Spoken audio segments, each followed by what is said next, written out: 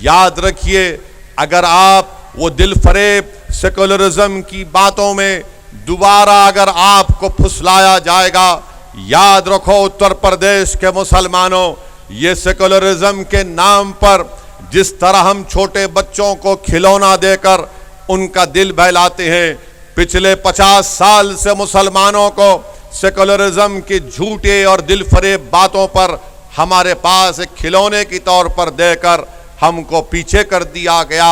ये जो सियासी सेकुलरिज्म समाजवादी पार्टी हो या बीएसपी हो या कांग्रेस हो, ये सियासी सेकुलरिज्म मुसलमानों को डराने के लिए इस्तेमाल करती है, मुसलमानों को दबाने के लिए इस्तेमाल करती है, मुसलमानों को उनके हुकूक नहीं देने के लिए इस्तेमाल करती है। और फिर दूसरी जानिब बीजेपी मुसलमानों का खौफ दिलाकर हमारे हिंदू भाइयों को हिंदू एकता के नाम पर मुत्तहिद करने का काम करती है। बताइए मेरे अजीज दोस्तों, चक्की के दोनों पार्ट में हम पीछे जा रहे हैं, मगर मैं आपसे कह रहा हूं कि अब हम पीछे नहीं जाएंगे। ये आपकी लड़ाई है, हिस्सेदारी की लड़ाई है, ये लड़ाई हमारे बुजुर्गों के ख्वाबों को पूरा करने की लड़ाई है। ये लड़ाई हमारी इज्जतदार माओं की आंखों में जो आंसू बहते रहते हैं, उन आंसुओं को पोंछने की, उन आंसुओं को रोकने की लड़ाई है। ये लड़ाई नौजवानों तुम्हारे रोशन मुस्तकबिल की लड़ाई है। ये लड़ाई हम उन लोगों से कहना चाह रहे हैं जिनकी गोद में मासूम बच्चे हैं। ये लड़ाई उन मासूम बच्चों के मुस्तकबिल को अच्छा करने की लड़ाई है।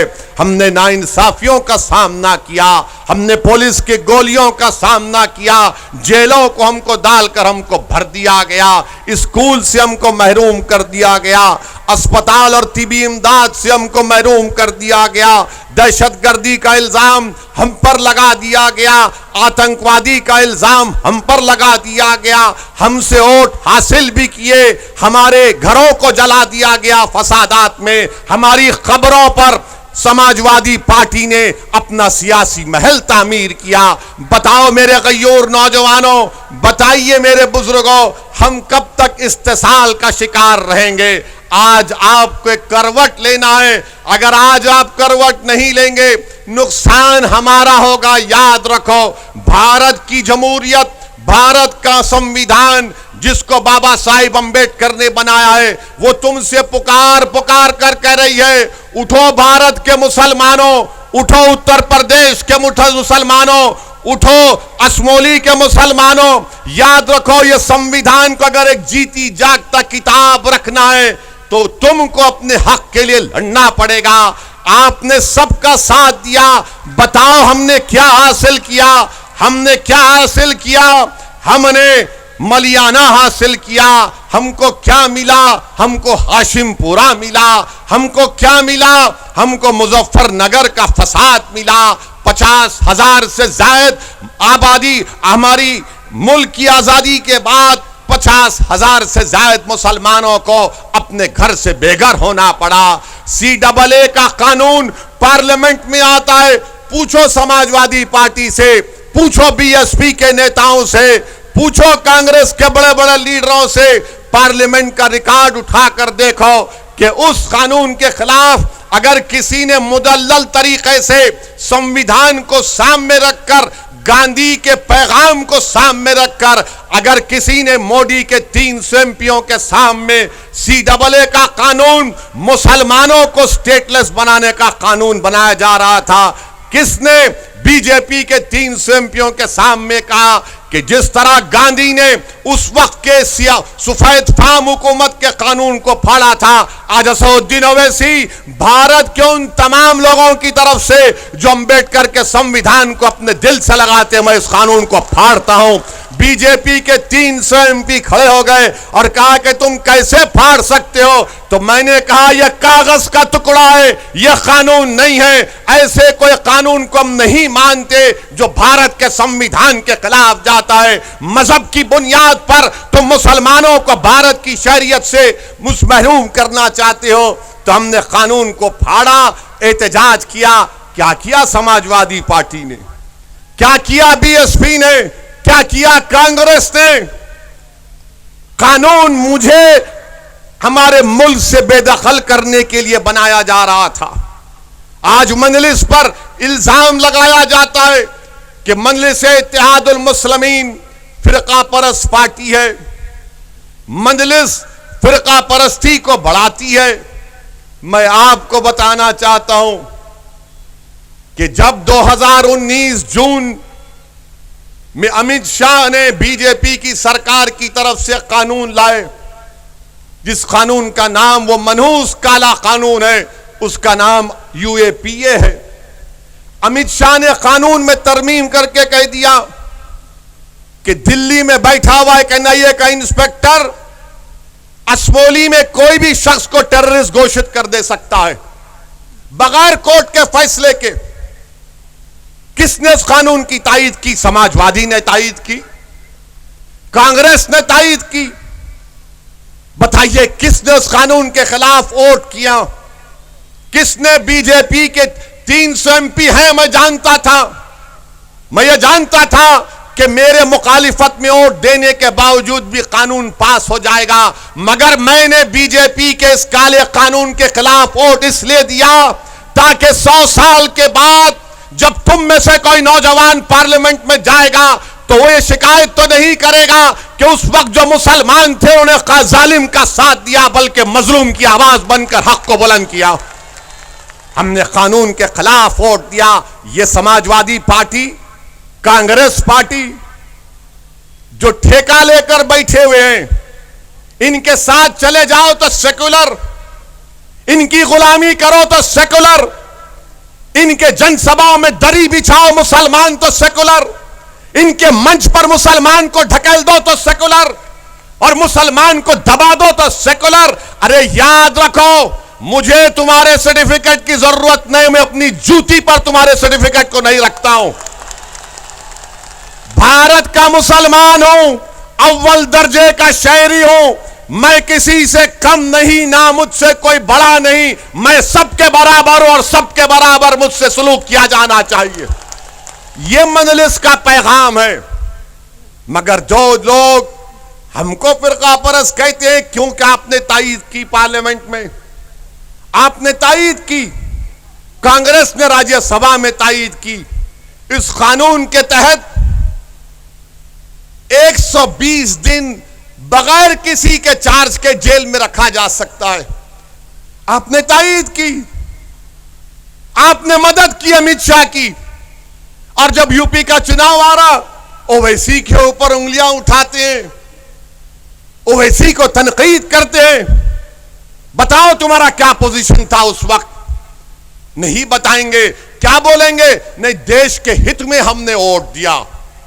क्या देश के हित में है कि बच्चे जो दिल्ली में CAA का एहतजाज किए, आज भी हमारी बहनें जेलों में, हमारी बेटियां 1-1 साल 12-12 महीने यूएपीए के कानून में जेल में हैं। क्यों जेल में? क्योंकि समाजवादी पार्टी और कांग्रेस ने मिलकर अमित शाह के लाए हुए कानून की तायीद की। आप फैसला कर लो, कौन बी टीम है, कौन तुम्हारे वोटों का सौदा कर रहा है, कौन तुम्हारे नौजवानों को जेल में डाल रहा है, कौन मिलकर कानून बनाते हैं। मेरे अजीज दोस्तों और बुजुर्गों, इन बातों को बताने का मकसद यह है कि आप में एक शऊर जब बेदार हो जाएगा, जब सच्चाई आपके सामने बयान किया जाएगा, तो यकीनन मुझे यकीन है कि अल्लाह उस सच्चाई को आपके दिल में डालेगा। असदुद्दीन ओवैसी की तकरीर से दिल नहीं हिल जाते, बल्कि अल्लाह के हुक्म से दिलों में मोहब्बत पैदा होती है। और मुझे यकीन है कि अल्लाह मोहम्मद मुस्तफ़ा सल्लल्लाहु अलैहि वसल्लम के सदक़े में, कमली वाले के सदक़े में आप तमाम के दिलों में मजलिस की मोहब्बत को डालेगा, और वो मोहब्बत हमारी वोट और कामयाबी में तब्दील होगी। मैं बड़े अदब और एहतराम के साथ जनाब बैरिस्टर असदुद्दीन ओवैसी साहब अब आपको खिताब फरमाएंगे।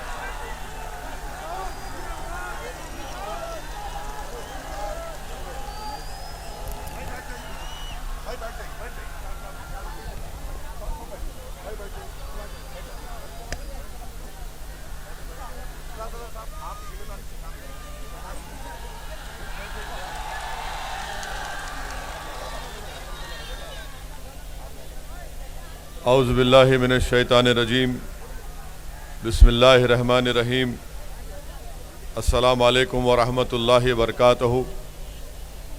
मोहतरम जनाब शौकत अली साहब, रियासती सदर मजलिस इत्तेहादुल मुस्लिमीन, दिल्ली प्रदेश के मजलिस इत्तेहादुल मुस्लिमीन के सदर मोहतरम जनाब कलीम साहब, मोहतरम जनाब वारिस पठान साहब, साबिक़ा रुकन असम्बली मुंबई महाराष्ट्र, मोहतरम जनाब शकील अहमद अशरफ़ी साहब एडवोकेट, शमीम तुर्क एडवोकेट साहब, असद अब्दुल्ला ज़िला सदर संभल,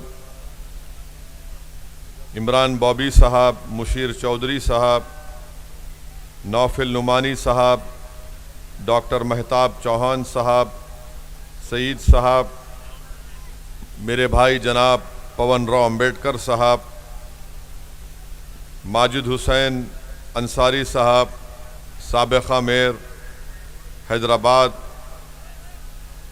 रफ़त साहब, गुलफाम साहब और तमाम मोअज़्ज़िज़ हाज़रीन इकराम, मैं सबसे पहले आप तमाम का शुक्रिया अदा करता हूँ कि आपने अपना कीमती वक्त निकाल कर आज के इस जलसे आम में शिरकत की। मैं आपका शुक्रगुज़ार हूँ कि इतनी ठंड और थोड़ी बहुत बारिश भी हो रही है, इसके बावजूद भी इतनी बड़ी तादाद में आपका यहाँ पर जमा होना यकीनन हम तमाम को तक़वियत भी देता है और इस बात का पैगाम देता है कि इंशाअल्लाह ताला असमोली में आने वाले असम्बली के विधान सभा में यहाँ पर एक इनक़लाब बर्पा होगा, यहाँ पर एक तब्दीली पैदा हो चुकी है। और आपसे मेरी गुजारिश ये है कि आप अपने इस इत्तेहाद को और मज़बूत रखिए और इस इत्तेहाद को आप मुश्तरका और मुत्तहिदा तौर पर अपने वोट के इस्तेमाल करके उत्तर प्रदेश में मजलिस का जो पैगाम है, मजलिस की जो कोशिश है कि यहाँ पर मुस्लिम अक़लियत को सियासत में उसका हिस्सा मिले, ये लड़ाई मजलिस की मेरे अज़ीज़ दोस्तों और बुज़ुर्गों हिस्सेदारी की लड़ाई है। और याद रखिए, भारत की जमहूरियत की तल्ख़ हकीकत यह है कि जब तक आपको अपना हिस्सा नहीं मिलेगा, आप सिर्फ शिकायत कर सकते हैं, आप सिर्फ रो सकते हैं, या फिर आप अपने घर के दरवाज़ों को बंद करके बैठ सकते हैं। मगर अगर आप इज़्ज़त के साथ ज़िंदगी गुजारना चाहते हैं, अगर आप बग़ैर खौफ के अपने मसाइल को और अपनी आवाज़ को उठाना चाहते हैं, तो मेरी आपसे गुजारिश है मेरे अज़ीज़ दोस्तों और बुज़ुर्गों कि अपनी एक सियासी क़यादत को बनाइए, अपनी एक नेता को बनाइए, अपने मसाइल को हल करिए।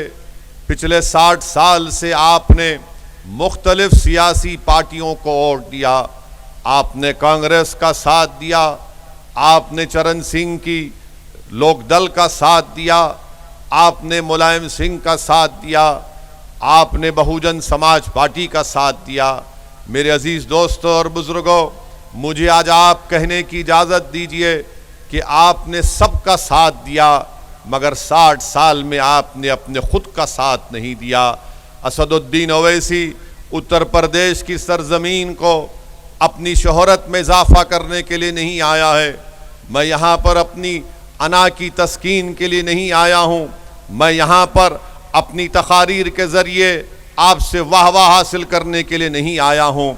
मेरे अज़ीज़ दोस्तों और बुज़ुर्गों, मेरे गयूर नौजवानों, मेरी इज़्ज़तदार माँ और बहनों, मेरे दिल का हाल मेरा अल्लाह जानता है। मैं अगर यहाँ पर आया हूँ तो आपको नेता बनाने के लिए आया हूँ, आपकी हिस्सेदारी की लड़ाई लड़ने के लिए आया हूँ, आपको मान सम्मान मिले, आपकी जान की कीमत और आपकी ज़िंदगी की अहमियत दुनिया को मालूम हो जाए।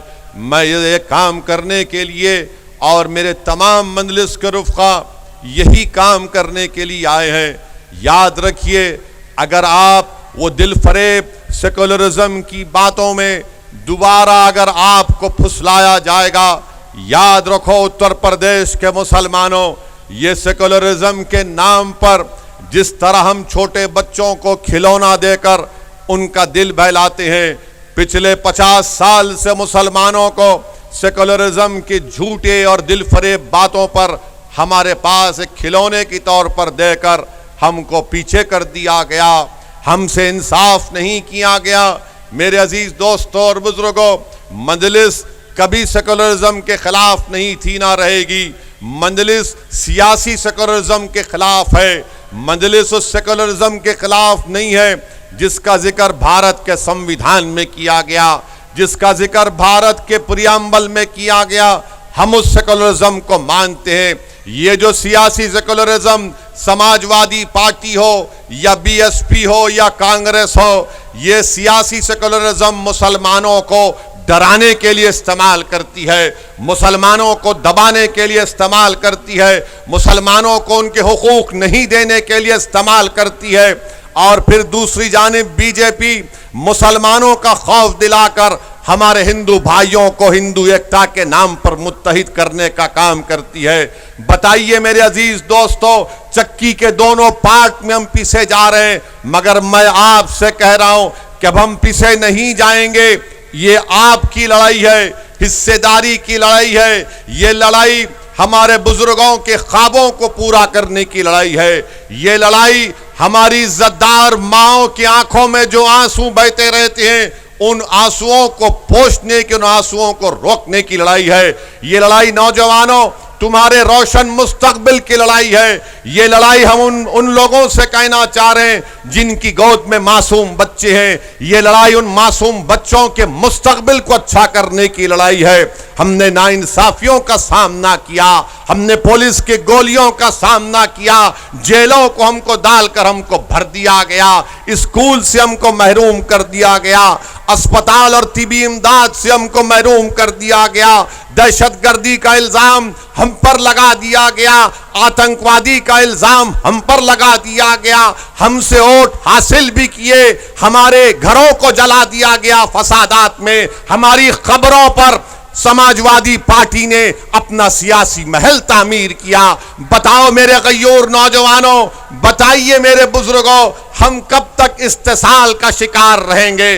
आज आपको एक करवट लेना है। अगर आज आप करवट नहीं लेंगे, नुकसान हमारा होगा। याद रखो, भारत की जमहूरियत, भारत का संविधान जिसको बाबा साहिब अंबेडकर ने बनाया है, वो तुमसे पुकार पुकार कर कह रही है, उठो भारत के मुसलमानों, उठो उत्तर प्रदेश के मुसलमानों, उठो असमोली के मुसलमानों। याद रखो, ये संविधान को अगर एक जीती जागता किताब रखना है तो तुमको अपने हक के लिए लड़ना पड़ेगा। आपने सबका साथ दिया, बताओ हमने क्या हासिल किया? हमने क्या हासिल किया? हमने मलियाना हासिल किया। हमको क्या मिला? हमको हाशिमपुरा मिला। हमको क्या मिला? हमको मुजफ्फरनगर का फसाद मिला। 50,000 से जायद आबादी, हमारी मुल्क की आजादी के बाद 50,000 से जायद मुसलमानों को अपने घर से बेघर होना पड़ा। CAA का कानून पार्लियामेंट में आता है, पूछो समाजवादी पार्टी से, पूछो BSP के नेताओं से, पूछो कांग्रेस के बड़े बड़े लीडरों से, पार्लियामेंट का रिकॉर्ड उठाकर देखो कि उस कानून के खिलाफ अगर किसी ने मुदल्लल तरीके से संविधान को सामने रखकर, गांधी के पैगाम को सामने रखकर, अगर किसी ने मोदी के 300 MPओं के सामने CAA का कानून, मुसलमानों को स्टेटलेस बनाने का कानून बनाया जा रहा था, किसने बीजेपी के 300 MPओं के सामने कहा कि जिस तरह गांधी ने उस वक्त के सफेद फाम हुकूमत के कानून को फाड़ा था, आज असदुद्दीन ओवैसी भारत के उन तमाम लोगों की तरफ से जो अंबेडकर के संविधान को अपने दिल से लगाते हैं, मैं इस कानून को फाड़ता हूं। बीजेपी के 300 MP खड़े हो गए और कहा कि तुम कैसे फाड़ सकते हो? तो मैंने कहा यह कागज का टुकड़ा है, यह कानून नहीं है। ऐसे कोई कानून को हम नहीं मानते जो भारत के संविधान के खिलाफ जाता है। मजहब की बुनियाद पर तुम मुसलमानों को भारत की शरीयत से महरूम करना चाहते हो। तो हमने कानून को फाड़ा, एहतजाज किया। क्या किया समाजवादी पार्टी ने? क्या किया BSP ने? क्या किया कांग्रेस ने? कानून मुझे हमारे मुल्क से बेदखल करने के लिए बनाया जा रहा था। आज मजलिस पर इल्जाम लगाया जाता है कि मजलिस इत्तेहादुल मुस्लिमीन फिरका परस्त पार्टी है, मजलिस फिरका परस्ती को बढ़ाती है। मैं आपको बताना चाहता हूं कि जब 2019 जून में अमित शाह ने बीजेपी की सरकार की तरफ से कानून लाए, जिस कानून का नाम वो मनहूस काला कानून है, उसका नाम यूएपीए है। अमित शाह ने कानून में तरमीम करके कह दिया कि दिल्ली में बैठा हुआ एक एनआईए का इंस्पेक्टर असमोली में कोई भी शख्स को टेररिस्ट घोषित कर दे सकता है बगैर कोर्ट के फैसले के। किसने उस कानून की तायीद की? समाजवादी ने तायीद की, कांग्रेस ने तायीद की। बताइए किसने उस कानून के खिलाफ वोट किया? किसने? बीजेपी के 300 एमपी हैं, मैं जानता था। मैं ये जानता था कि मेरे मुखालिफत में वोट देने के बावजूद भी कानून पास हो जाएगा, मगर मैंने बीजेपी के इस काले कानून के खिलाफ वोट इसलिए दिया ताकि 100 साल के बाद जब तुम में से कोई नौजवान पार्लियामेंट में जाएगा तो वो ये शिकायत तो नहीं करेगा कि उस वक्त जो मुसलमान थे उन्हें जालिम का साथ दिया, बल्कि मजलूम की आवाज बनकर हक को बुलंद किया। हमने कानून के खिलाफ वोट दिया।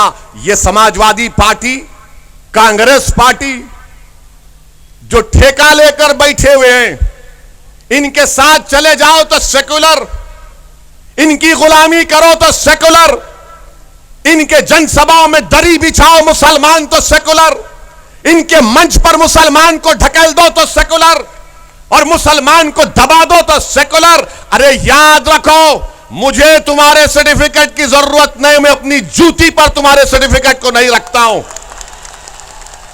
भारत का मुसलमान हूं, अव्वल दर्जे का शहरी हूं, मैं किसी से कम नहीं, ना मुझसे कोई बड़ा नहीं, मैं सबके बराबर हूं और सबके बराबर मुझसे सलूक किया जाना चाहिए। यह मजलिस का पैगाम है। मगर जो लोग हमको फिरका परस्त कहते हैं, क्योंकि आपने तायीद की पार्लियामेंट में, आपने तायीद की, कांग्रेस ने राज्यसभा में तायीद की। इस कानून के तहत 120 दिन बगैर किसी के चार्ज के जेल में रखा जा सकता है। आपने तायीद की, आपने मदद की अमित शाह की, और जब यूपी का चुनाव आ रहा, ओवैसी के ऊपर उंगलियां उठाते हैं, ओवैसी को तनकीद करते हैं। बताओ तुम्हारा क्या पोजीशन था उस वक्त? नहीं बताएंगे। क्या बोलेंगे? नहीं, देश के हित में हमने वोट दिया। क्या देश के हित में है कि बच्चे जो दिल्ली में CAA का एहतजाज किए, आज भी हमारी बहनें जेलों में, हमारी बेटियां 1-1 साल 12-12 महीने यूएपीए के कानून में जेल में हैं। क्यों जेल में? क्योंकि समाजवादी पार्टी और कांग्रेस ने मिलकर अमित शाह के लाए हुए कानून की तायीद की। आप फैसला कर लो, कौन बी टीम है, कौन तुम्हारे वोटों का सौदा कर रहा है, कौन तुम्हारे नौजवानों को जेल में डाल रहा है, कौन मिलकर कानून बनाते हैं। मेरे अजीज दोस्तों और बुजुर्गों, इन बातों को बताने का मकसद यह है कि आप में एक शऊर जब बेदार हो जाएगा, जब सच्चाई आपके सामने बयान किया जाएगा, तो यकीनन मुझे यकीन है कि अल्लाह उस सच्चाई को आपके दिल में डालेगा। असदुद्दीन ओवैसी की तकरीर से दिल नहीं हिल जाते, बल्कि अल्लाह के हुक्म से दिलों में मोहब्बत पैदा होती है। और मुझे यकीन है कि अल्लाह मोहम्मद मुस्तफ़ा सल्लल्लाहु अलैहि वसल्लम के सदक़े में, कमली वाले के सदक़े में आप तमाम के दिलों में मजलिस की मोहब्बत को डालेगा, और वो मोहब्बत हमारी वोट और कामयाबी में तब्दील होगी।